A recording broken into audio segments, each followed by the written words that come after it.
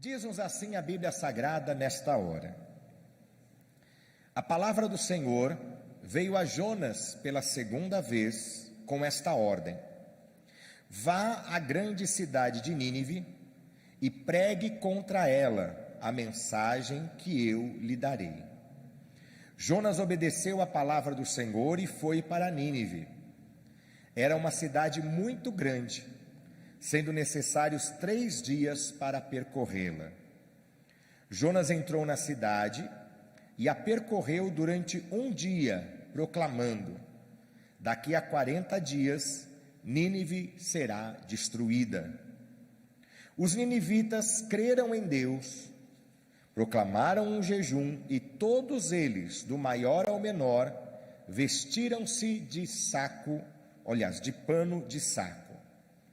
Quando as notícias chegaram ao rei de Nínive, ele se levantou do trono, tirou o manto real, vestiu-se de pano de saco e sentou-se sobre cinza. Então fez uma proclamação em Nínive: por decreto do rei e de seus nobres, não é permitido a nenhum homem ou animal, bois ou ovelhas, provar coisa alguma, não comam nem bebam. Cubram-se de pano de saco, homens e animais, e todos clamem a Deus com todas as suas forças. Deixem os maus caminhos e a violência. Talvez Deus se arrependa e abandone a sua ira, e não sejamos destruídos. Tendo em vista o que eles fizeram e como abandonaram seus maus caminhos, Deus se arrependeu e não os destruiu como tinha ameaçado.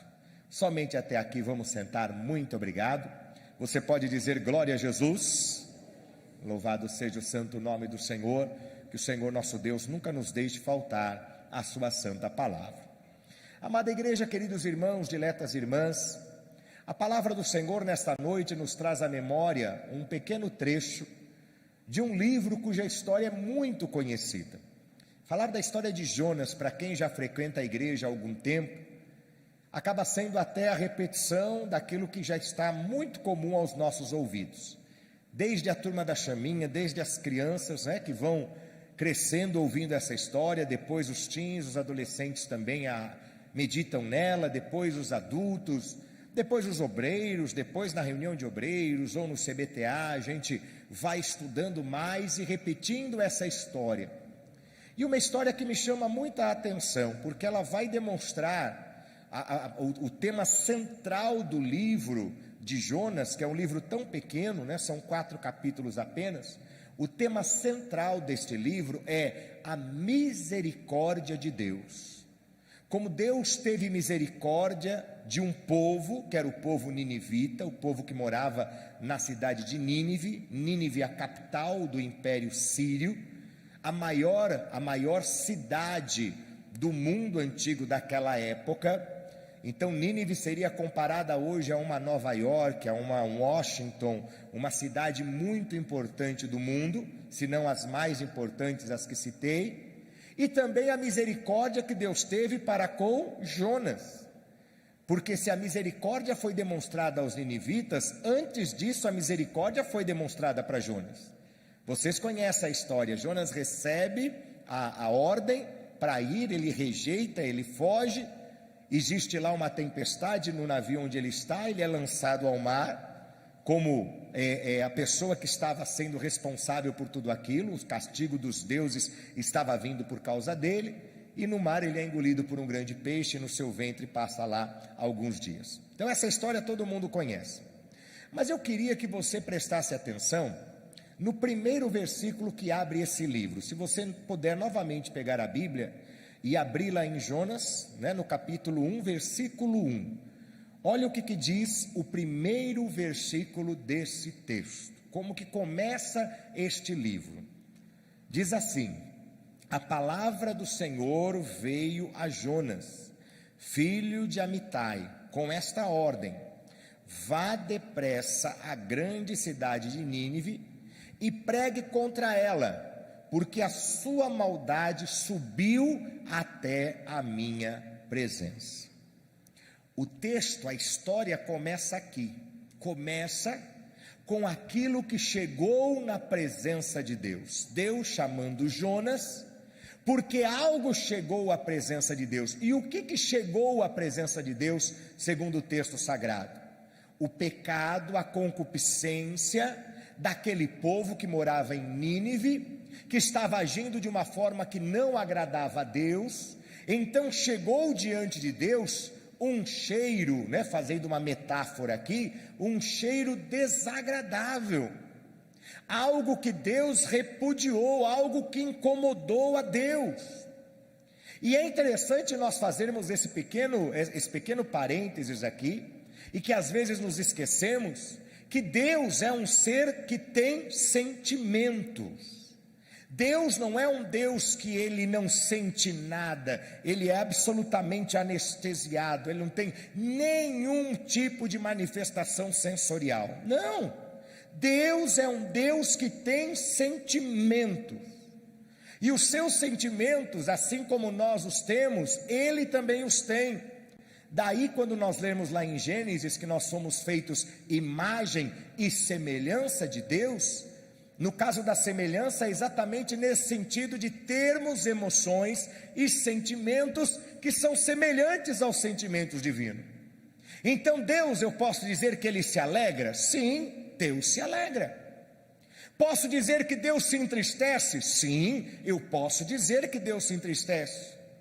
Posso dizer que Deus sente prazer, orgulho, aquele orgulho de um pai que tem um filho que faz as coisas certas, que tira 10 na prova, que passou no vestibular, que conseguiu um bom trabalho. Os pais não se sentem orgulhosos dos seus filhos quando eles têm esta boa conduta?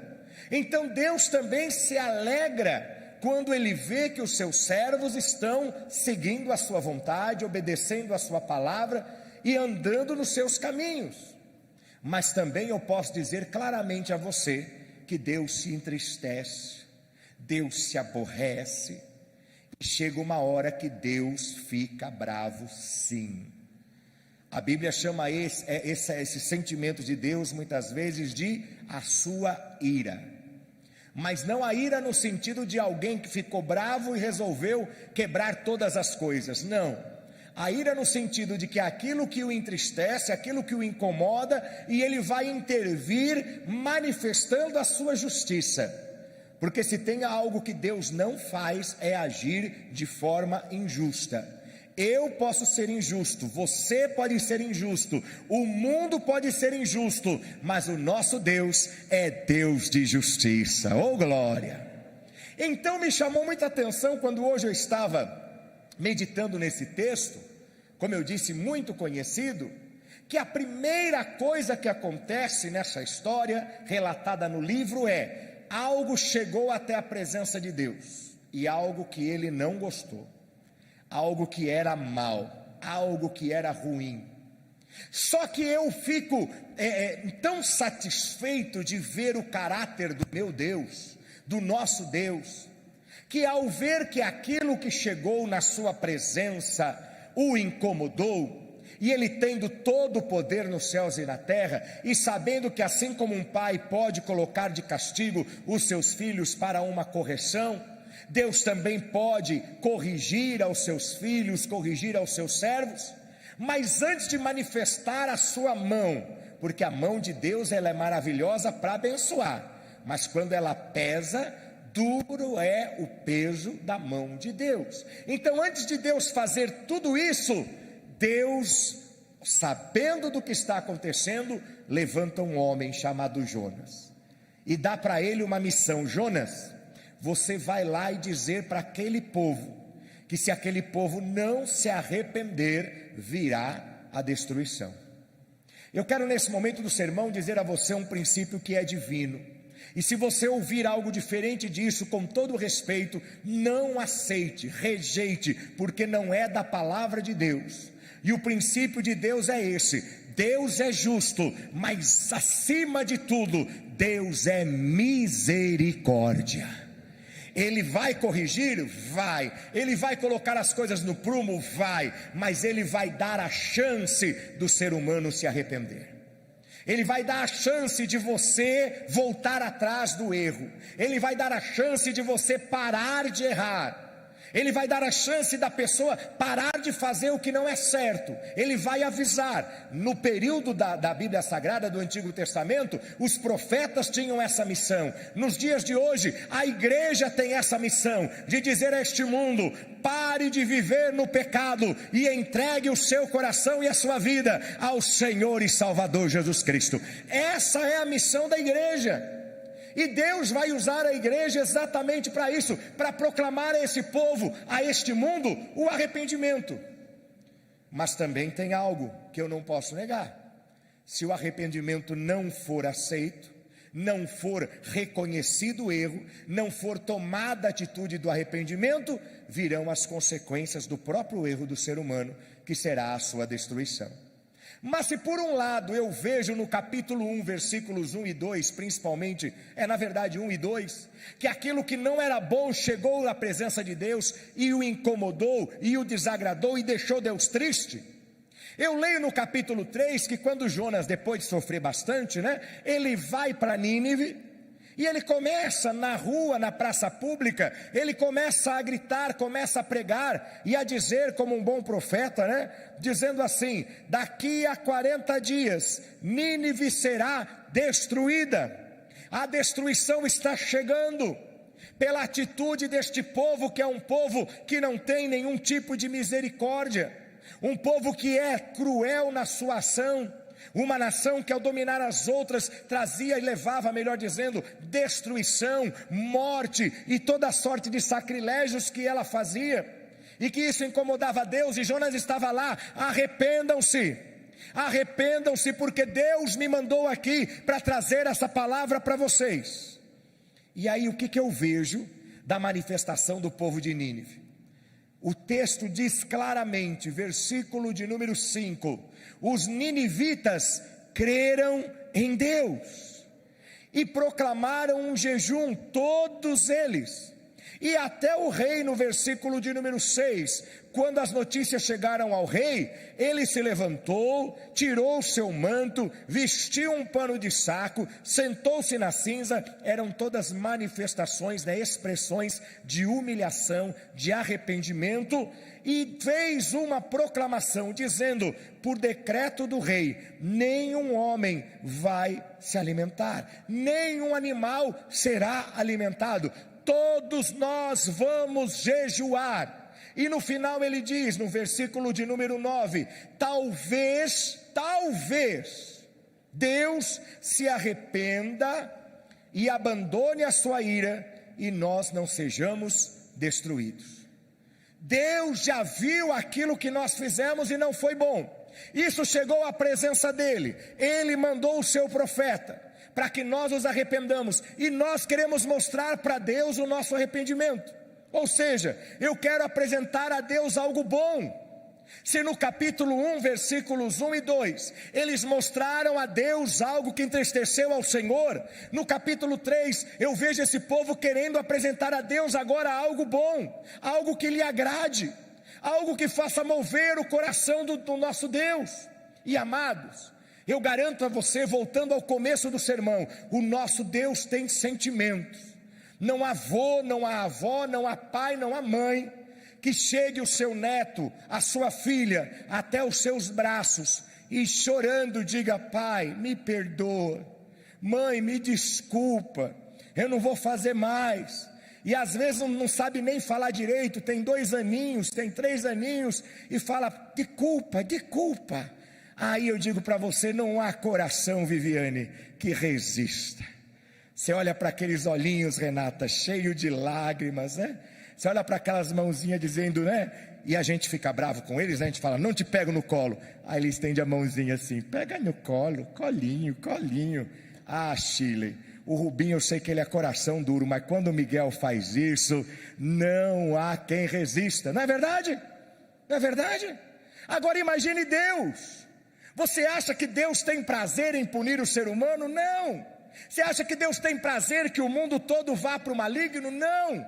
A vontade de Deus, diz a palavra do Senhor, é que todos se salvem. Então, mesmo que o ser humano tenha apresentado a Deus algo que não lhe agradou, que deixou ele triste, se esse ser humano se voltar a Deus, se nós nos voltarmos aos pés do Senhor e dissermos: Senhor, eu estou aqui clamando, pedindo, arrependido, chorando a tua misericórdia, e peço que o Senhor se lembre que eu tive um preço muito grande, o Senhor pagou um preço muito grande por mim, foi o sangue de Jesus Cristo lá na cruz do Calvário. Então eu peço a Ti, por favor, recebe a minha oração, recebe o meu jejum e me dá uma nova chance. E o que aconteceu segundo a palavra do Senhor? Se o capítulo 1 chega algo ruim diante de Deus, no capítulo 3 chega um cheiro suave diante de Deus, chega algo muito bom. Quando Deus olha esse povo, que não era judeu, pastora Sônia, esse povo não era o povo escolhido, não era o povo descendente de Abraão, Davi, não era, era um povo que os judeus chamariam de gentios, de gente que está fora do espaço religioso, que está fora das quatro paredes, que está fora da tradição judaica. Mas eles entenderam uma coisa: para ser feliz, para ser abençoado, tem que se sujeitar ao Deus Todo-Poderoso. E quando você se inclina diante de Deus, aquilo que você abaixou, você se inclinou para orar, mas aquilo sobe na presença do Senhor nosso Deus e chega como cheiro suave. E para você saber o final da história, eu podia não contar, diaconisa Helenice, para todo mundo ler o livro inteiro, até o capítulo 4, porque é curtinho, mas eu vou dar o spoiler do final da história. Sabe o que aconteceu? Tudo aquilo que Deus falou para o profeta, vai lá e avisa que vai acontecer destruição.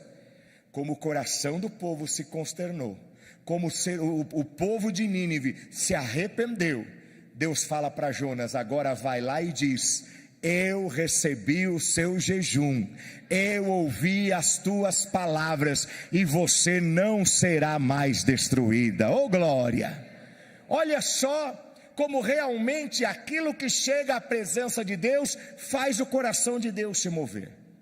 Hoje a palavra do Senhor vem trazendo a mim e a você uma mensagem muito importante. A primeira delas é que você não se esqueça que tudo, a palavra que eu usei foi essa propositadamente, tudo que você fizer, que você falar, que você pensar, tudo que nós agirmos, vai chegar na presença de Deus, tudo. O marido não viu, a esposa não sabe, os pais não estão presentes, os filhos não contemplaram, o pastor nem imagina porque ele está longe, a igreja não sabe dessa realidade. Qualquer coisa que nós fizermos vai chegar diante de Deus. Esse é o primeiro ponto. Mas eu quero dar o segundo ponto, a segunda mensagem importante, além dessa, de sabermos que tudo chega.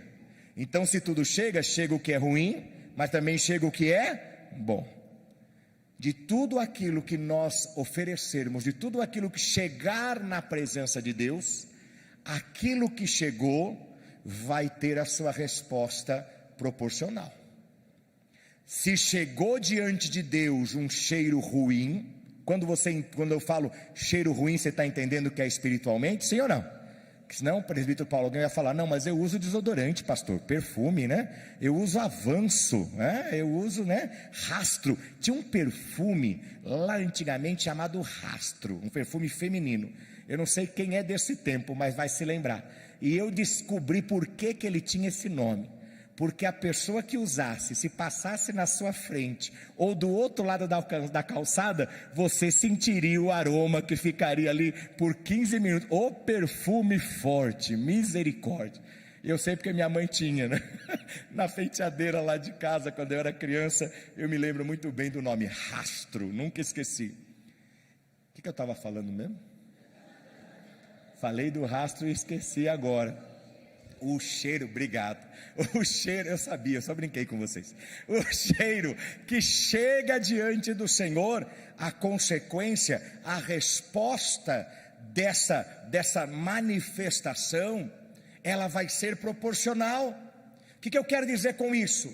se a gente coloca diante de Deus o que não é bom, a nossa falta de fé, a nossa inconstância, as nossas murmurações, as nossas fraquezas, porque somos sim, as nossas maledicências, porque às vezes falamos mal e falamos mal demais. Você já percebeu o quantas vezes a gente fala mal, e fala mal, pastor Gabarron, de tudo? A gente fala mal do governo, a gente fala mal do time de futebol, a gente fala mal do patrão, a gente fala mal da filha, da tia, da sogra, da cunhada, a gente fala mal do pastor. Graças a Deus isso não acontece nessa igreja, eu tenho certeza, né? Fala mal do pastor, fala mal da liderança da igreja, fala mal de tudo. E aí eu olho para a Bíblia, e a Bíblia me orienta e orienta você, que nós devemos nos comunicar com salmos, hinos e ações de graça. Não significa que você vai falar com todo mundo toda hora, somente salmos, hinos e ações de graça, né? Você não vai chegar aqui na igreja: oi irmão, Pai Senhor, tudo bem? Tudo bem, graças a Deus, porque o Senhor é meu pastor, nada me faltará, deitar-me faz em verdes pastos, guia-me mansamente às águas tranquilas, refrigera a minha alma. Guia-me pelas veredas da justiça, por amor do seu nome, e ainda que eu andasse, ó glória, né? E aí vira já sermão bem penteca, né? Não é isso, mas você percebe que às vezes a gente só está mandando para Deus o que não é bom. Nínive só estava mandando para Deus o que não é bom, chegou uma hora que incomodou a Deus.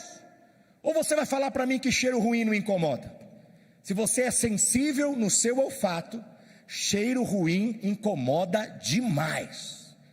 Se está um cheiro de fossa na casa, no quintal, se você passa na rua aquele cheiro de esgoto, não é? Se você está no transporte público, chega aquele cheirinho, né? De 74 horas que o desodorante já foi vencido, e ainda não sei quem foi o ilustre iluminado acho que é meio redundante até, né? Mas o iluminado que inventou aquele ferro para ficar segurando em cima, né? No metrô, no ônibus, porque posiçãozinha que é infeliz, né? Ainda mais quando alguém acabou perdendo já, esqueci hoje, né? De usar o desodorante. Cheiro mal incomoda. E diante de Deus é da mesma forma. Deus não vai ficar feliz se a gente só oferece para Ele o que cheira mal. Fofoca, palavras torpes. Aquela palavra torpe, o que significa isso da Bíblia? Palavrão, é isso mesmo, palavras pesadas, palavras de baixo calão, que estão na nossa boca toda hora, principalmente quando o crente esquece que ele é crente. E quando o crente esquece que ele é crente? Quando ele está nervoso ou quando ele leva susto. Você quer ver um crente, se a boca dele está convertida? Veja a hora que ele leva um susto. Dá um susto nele para você ver o que ele vai falar. No mínimo, se já falar no Virgem Maria, pronto, já está ruim o negócio. E esse é leve ainda, né? Isso aqui não é nada, isso aqui é uma questão de força do hábito, né? Vamos tirar a Virgem daí, vamos colocar no filho da Virgem, né? Que é o Jesus, é o que realmente importa. Amados, incomoda a Deus, e a gente vai colocando, e queremos que Deus nos abençoe. Como é que Deus vai abençoar? Olha, Nínive estava mandando terror para Deus, estava mandando o que era errado para Deus. O que eles receberam em troca? Se não se arrepender, vai vir destruição. Ai, mas que Deus bravo. Não, Deus não é bravo, Deus é justo. Deus dá o direito da mudança, Deus deixa a sua orientação, mas se a gente é teimoso na nossa atitude, se a gente persiste no erro, a consequência ruim vem. Mas tem o outro lado, amados, e é onde eu quero enfatizar. Quando Nínive começou a oferecer para Deus algo que é bom cheiro e suave cheiro às suas narinas, o jejum, o arrependimento, começou a chegar diante de Deus. E para nós, vale o jejum também? Vale o jejum, a oração, a consagração, a mansidão, o bom testemunho, a fé, de todo mundo dizer não dá, não tem jeito, para com isso, esquece, e você continuar abrindo a tua boca e falando: olha, pode parecer impossível, mas eu ainda acredito na Bíblia, e a minha Bíblia fala que para Deus nada é impossível. E tudo isso que você vai mandando para Deus, vai subindo para Deus, também vai ter a recompensa de Deus, vai ter a resposta proporcional de Deus. E qual foi a resposta para o povo de Nínive? Que nem tinha certeza, o rei foi claro: talvez, que eu saiba, não sou especialista na língua portuguesa, mas que eu saiba uma expressão de dúvida.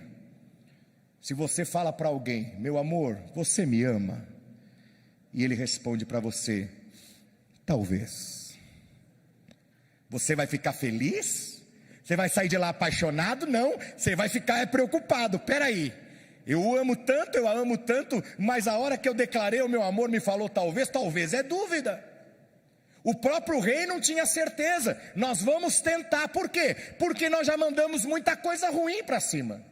Deus já se entristeceu muito com a nossa vida. Talvez ainda Ele possa nos ouvir.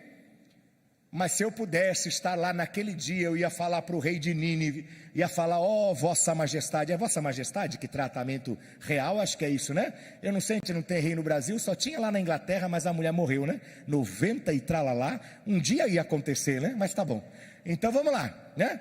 Eu ia chegar para ele: vossa majestade, eu sei que vós estáis com duvidais nos vossos corações, mas estou aqui para dizer a vocês. Virou tudo. Quero te dizer uma coisa: se o Senhor agir com sinceridade a Deus, Deus nunca vai rejeitar a tua oração. Que é o que eu quero falar para você neste culto hoje. Hoje nós estamos aqui, é um culto de cura divina, mas muitas vezes a gente vem ao culto presencialmente, corpo presente, mas o nosso coração, a nossa mente não está nessa. Nós estamos desacreditados, nós estamos cheios de incredulidade, nós estamos cheios de palavras ruins nas nossas bocas. A gente brigou com todo mundo hoje, e aí vem para a igreja, senta e: não, eu vim buscar a minha bênção. Como é que você quer receber algo que você não está apresentando antes para Deus?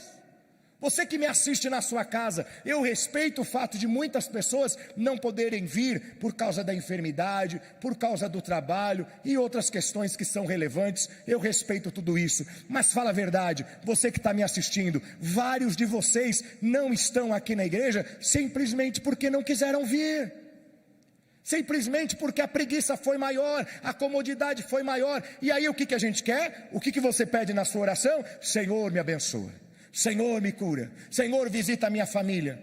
E o pequeno esforço que nós podemos fazer, não estamos fazendo. Por favor, entenda, eu não estou aqui para dar bronca na sua vida, não é nada disso. Mas é para você entender, como o povo daqui presente entender, que se a gente apresentar algo ruim para Deus, se não for o que é bom, vai vir o que não é bom. Agora, se nós apresentarmos para Deus algo que alegre o Senhor, porque o Senhor tem emoções, porque o Senhor se alegra com seus filhos obedientes, qual é o prazer do nosso Deus? O prazer do nosso Deus é dizer: tinha destruição marcada, mas não será mais destruído. Por quê? Porque se arrependeu, está na minha presença e reconheceu que eu sou o Senhor dos senhores. Você pode dizer aleluia? Você pode dar um aplauso a Jesus Cristo?